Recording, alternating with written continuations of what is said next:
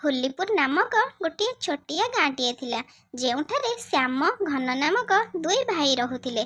ସେ ଦୁଇ ଜଣ ଯାଦୁ ଜାଣିଥିଲେ ଓ ଖଳ ପ୍ରକୃତିର ସୁବିଧାବାଦୀ ଲୋକ ଥିଲେ। ଦିନେ ଶ୍ୟାମ କହିଲା, ଆରେ ଘନ, ଆମେ ଦୁହେଁ ମିଶି ଗୋଟେ ଛୋଟିଆ ହୋଟେଲଟିଏ କଲେ କେମିତି ହୁଅନ୍ତା?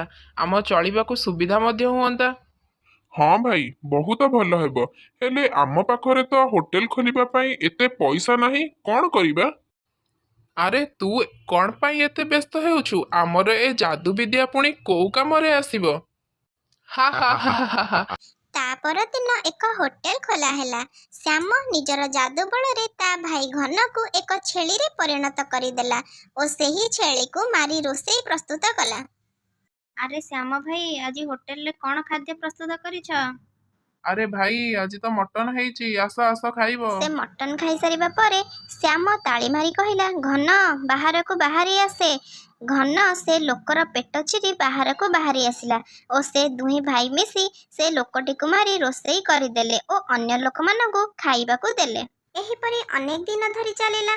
ଦିନକୁ ଦିନ ଗାଁରୁ ଲୋକ ସଂଖ୍ୟା କମିବାକୁ ଲାଗିଲା ଓ ଚାରିଆଡ଼େ ଭାଳେଣି ବି ପଡ଼ିଗଲା। ଏହି କଥା ଅଙ୍କୁର ନାମକ ଏକ ବାବାଜୀ କାନରେ ପଡ଼ିଲା, ଯେ କି ସେହି ପାଖ ଗ୍ରାମରେ ରହୁଥିଲେ। ସେ ଜଣେ ଅନ୍ତର୍ଯ୍ୟାମୀ ବାବାଜୀ ଥିଲେ। ସେ ଏହି କଥା ଜାଣିବା ପରେ ହୋଲିପୁର ଗ୍ରାମକୁ ଆସିବା ପାଇଁ ମନସ୍ଥ କଲେ। ସେହି ଗ୍ରାମରେ ଥିବା ଘନଶ୍ୟାମ ହୋଟେଲରେ ଯାଇ ପହଞ୍ଚିଲେ ଓ ଖାଇବାକୁ ମାଗିଲେ। ବାବାଜୀକୁ ଦେଖିବା ପରେ ଶ୍ୟାମ ପୁନଶ୍ଚ ଘନକୁ ମାରି ରୋଷେଇ କରି ବାବାଜୀକୁ ଖାଇବାକୁ ଦେଲା। ହେଲେ ଏସବୁ ବିଷୟରେ ତ ବାବା ଆଗରୁ ଅବଗତ ଥିଲେ, ତେଣୁ ସେ ଚୁପଚାପ ସେ ସବୁକୁ ଦେଖୁଥିଲେ ଓ ରୋଷେଇ ସରିବା ପରେ ଖାଇବା ଆରମ୍ଭ କଲେ।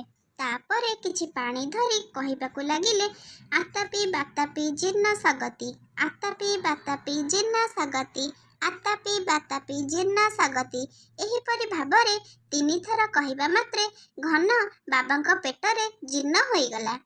ଏହାପରେ ଶ୍ୟାମ ଘନକୁ ବାହାରି ଆସିବା ପାଇଁ ଯେତେ ଥର କହିଲେ ସୁଦ୍ଧା ସେ ଆଉ ଆସିଲା ନାହିଁ।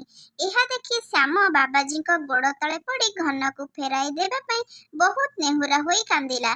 ହେଲେ ସେ ଆଉ କେବେ ଫେରିଲା ନାହିଁ। ଏଥିରୁ ଆମେ ଶିକ୍ଷା କଲେ, ଆମେ ଯଦି ଅନ୍ୟର ଖରାପ ଚିନ୍ତା କରିବା, ତେବେ ତାହା ଆମ ସହିତ ହିଁ ଘଟିବ।